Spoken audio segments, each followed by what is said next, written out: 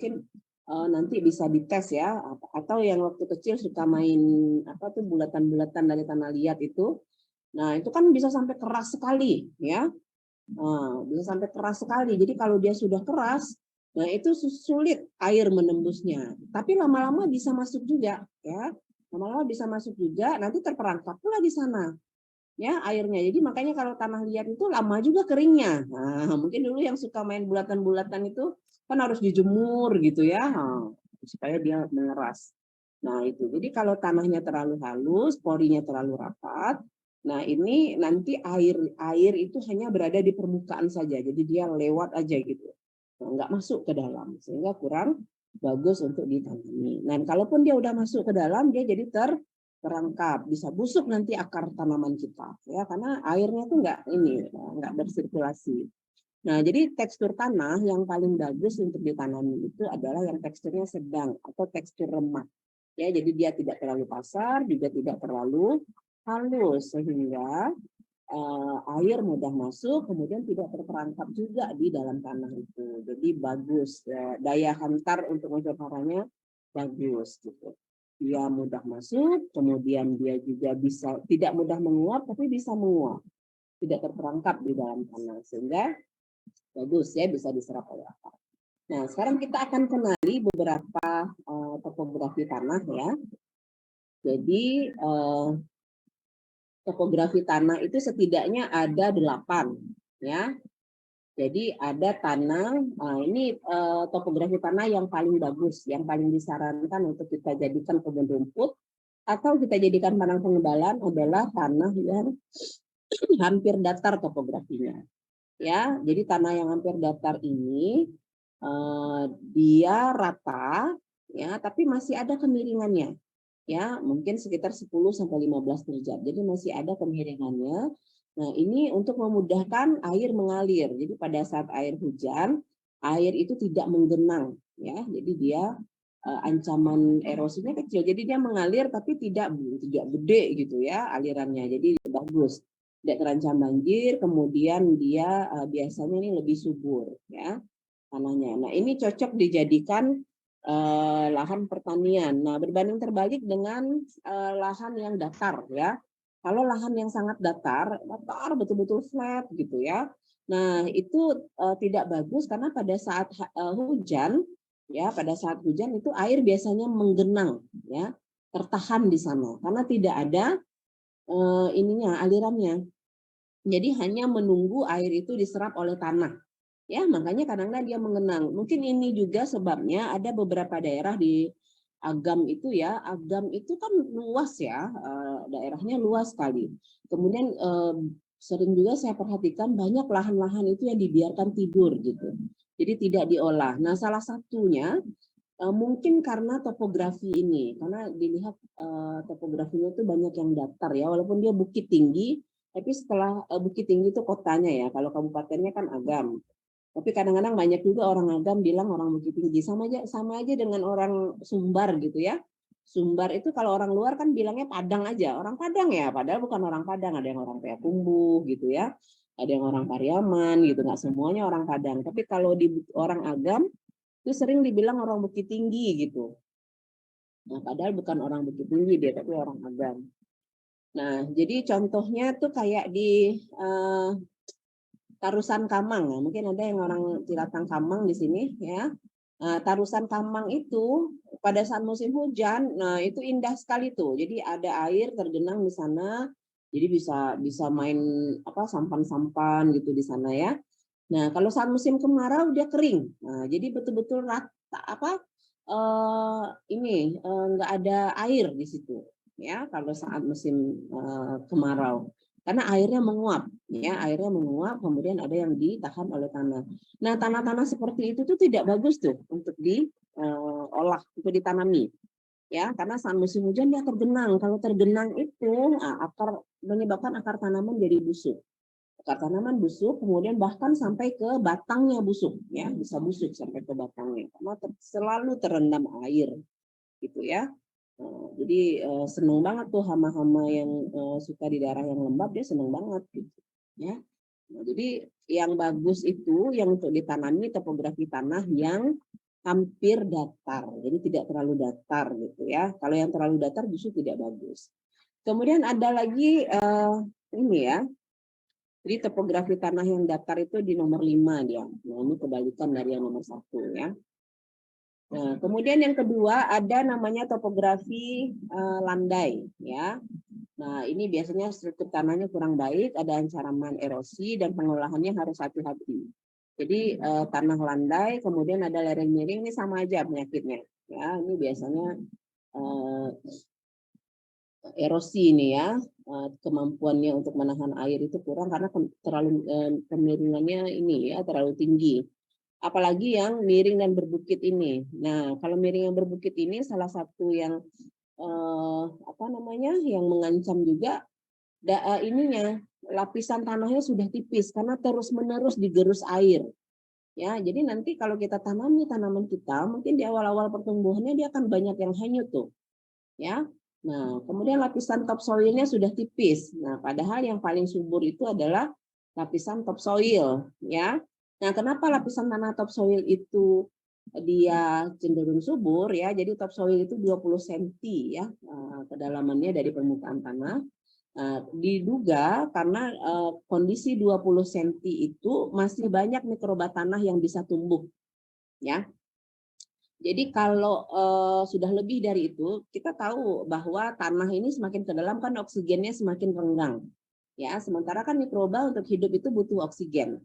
Nah, di 20 cm pertama dari permukaan tanah itu ya, oksigen tuh masih cukup tersedia. Sehingga cukup untuk kehidupan mikroba tanah. Nah, mikroba tanah ini di dalam tanah dia akan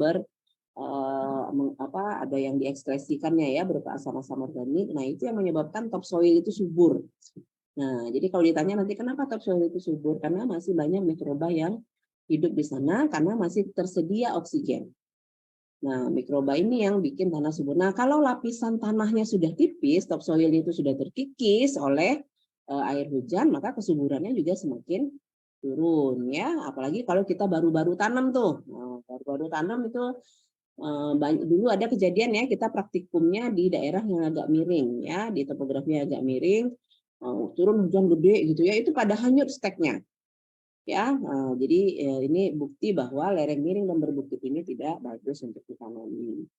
Nah, ini tadi topografi datar ya yang sudah diceritakan. Nah, kemudian lereng yang agak curam, lereng curam sangat curam ya, ini sama aja penyakitnya dengan yang tadi ya. Kalau yang sangat-sangat miring ini kemampuan menahan airnya ini yang bermasalah, bisa menyebabkan galodo, bisa menyebabkan erosi ya, kemudian juga merusak tanaman yang kita tanam. Nah, jadi ini apa namanya perlu diperhatikan ya dalam kita mengolah tanah ya. Jadi belum, kalau kita merasa topografinya tidak cocok, nggak perlu kita olah gitu ya, karena nanti akan buang-buang energi. Jadi pilihlah lahan yang agak datar. Tidak apa-apa ada kemiringan mungkin sampai 20 derajat ya. Tapi kalau sudah sampai 30 derajat, nah itu sudah miring itu ya, sudah beresiko. Oke, kemudian pengolahan tanah ini apa sih tujuannya gitu. Ya, jadi tujuan kita mengolah tanah adalah untuk menciptakan struktur tanah yang prima bagi media tumbuh atau bibit dan benih. Jadi betul-betul sudah siap gitu ya. Paham itu? Mana lari?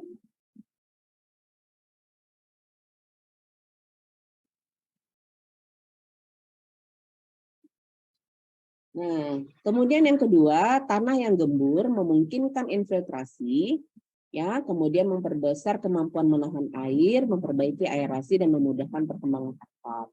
Nah, jadi sebenarnya tanah ini diolah sebenarnya kan bisa aja ya udahlah bikin aja lubang tanam terus masukin steknya, ngapain susah-susah gitu ya. Nah, sebenarnya tujuannya adalah untuk mendukung perkembangan akar. Apalagi kalau yang kita tanam itu dalam bentuk benih ya, dalam bentuk biji. Nah, ini perlu sekali kita olah tanahnya. Karena stek juga begitu ya, karena di awal-awal itu kan perkembangan akar primer ya, 14 hari pertama. Nah, itu butuh tanah yang gembur. Kalau tidak gembur, tidak berkembang akarnya. Kalau akar primer tidak berkembang, maka akar sekunder tidak akan terbentuk. Nah, akhirnya tanaman tidak tumbuh, ya. Nah, itu tujuan dari pengolahan. Nah, pengolahan tanah ini sebaiknya dilakukan dia pada akhir musim kemarau, ya, atau di awal musim hujan, ya. Jadi ini biasa dilakukan orang di akhir musim kemarau atau di awal musim hujan. Nah, ada yang tahu kenapa di waktu ini bagusnya dilakukan pengolahan tanah? Kenapa tidak di musim hujan? Karena di musim hujan kan tanahnya lebih lembut gitu ya, lebih mudah diolah. Kenapa disarankannya justru di akhir kemarau, di akhir musim kemarau? Ada yang bisa menjawab?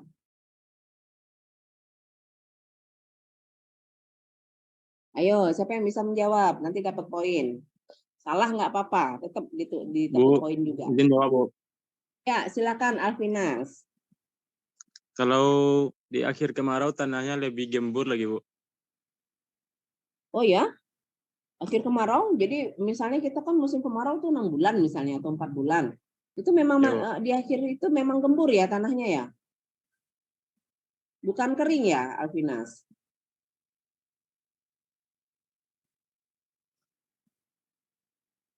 Kering atau gembur tanahnya, Alvinas, kalau di akhir musim kemarau? Kering, Bu, kering, Bu. Kering. Jadi gimana? Mau dirubah jawabannya? Kenapa tuh?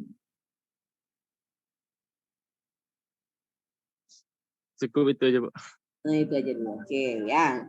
Silakan, ada yang punya pendapat lain? Izin menjawab, Bu. Ya, silakan Henry. Kalau menurut Henry, Bu, pada akhir musim kemarau itu ditanam karena supaya nanti bibitnya itu lebih optimal, Bu.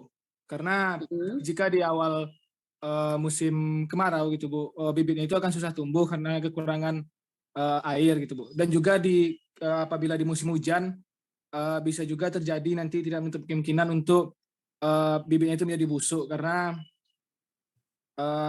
genangan air yang terlalu banyak gitu. Terlalu banyak air ya. Nah, jadi sebenarnya jawabannya sudah benar ya, cuman mungkin memilih katanya yang ini sehingga agak rancu sedikit ya. Jadi kita mengolah tanah ya, bukan menanam nih maksud Ibu.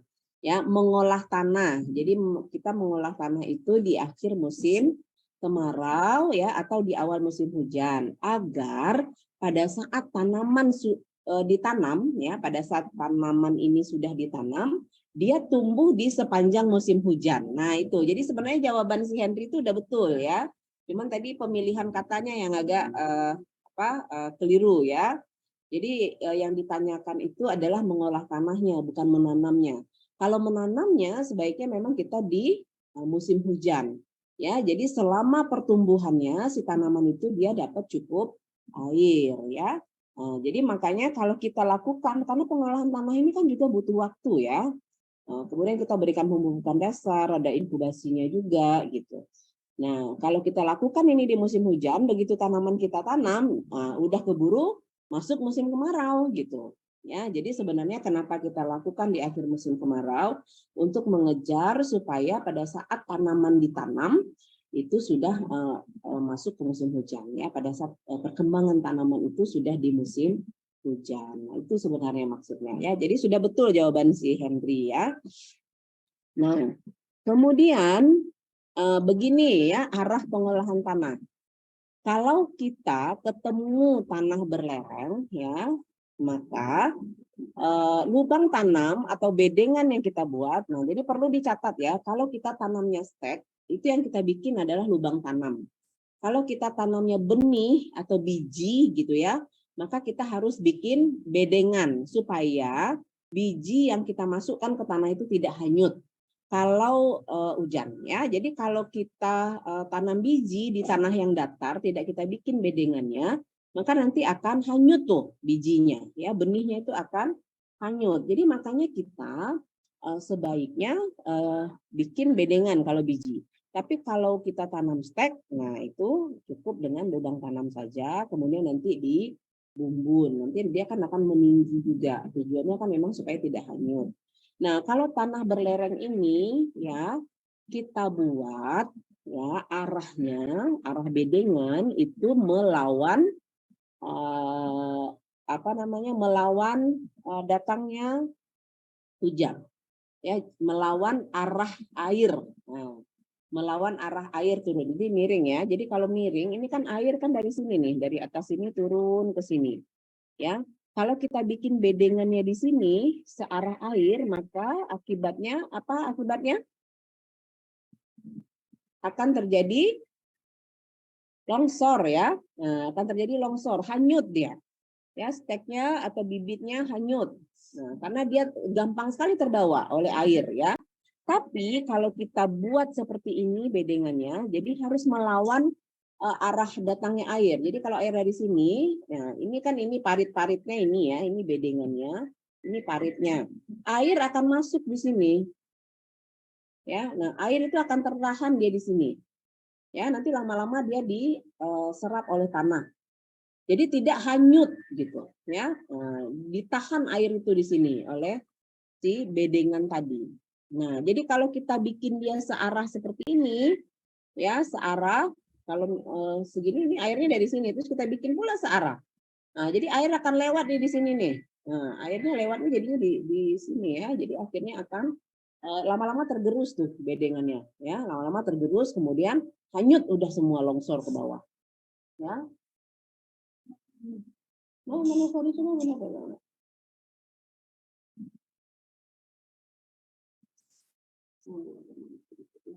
Coba aja dulu yang minum.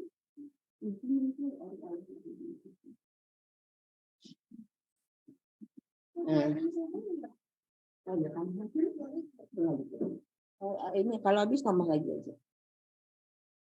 Oke ya, oke sorry kita lanjutkan. Nah jadi itu ya penyebabnya ya kenapa sebaiknya kita membuat bedengan atau lubang tanam itu kalau tempatnya berlereng itu seharusnya melawan arah datangnya air ya, jadi tidak searah. Kalau searah nanti akibatnya akan terjadi apa? Terjadi longsor ya. Oke. Nah, kemudian pengolahan tanah ya. Jadi tujuan dari pengolahan tanah itu kita mencangkul ya, kita mencangkul atau membajak tanah gembur agar mudah ditanami ya pastinya ya. Itu tujuan mengolah tanah, mengolah lahan. Kemudian sekaligus kita mengatur jarak tanam. Ya, mengatur jarak tanam agar tidak terjadi kompetisi dalam asupan nutrisi. Ya, jadi jarak tanam itu perlu diatur agar tidak terjadi kompetisi dalam asupan nutrisi. Kemudian mudah juga menghitung populasi. Ya, mudah menghitung populasi dan mudah pula menghitung kebutuhan pupuk. Nah, ini contoh ya, coba kita bikin contohnya. Sorry ya, ini saya lagi agak kurang fit sebenarnya. Ya, jadi jarak tanam itu perlu kita atur pada saat pengolahan tanah ya, pengolahan lahan. Supaya kita tahu berapa populasi atau berapa stek yang harus kita siapkan dan berapa pupuk yang harus kita siapkan ya. Nah, ini contohnya. Kalau nah ini contoh soal ya. Nah, coba kita hitung bersama kalau untuk lahan 1 hektar, kita punya lahan 1 hektar, kemudian kita akan tanami rumput gajah atau rumput raja dengan jarak tanam 50 kali 50 cm ya. Jadi jarak tanamnya 50 cm kali 50 cm. Nah, berapa jumlah stek yang kita perlukan kalau 1 lubang tanam itu kita tanami dengan 1 stek? Ya, jadi berapa jumlah steknya?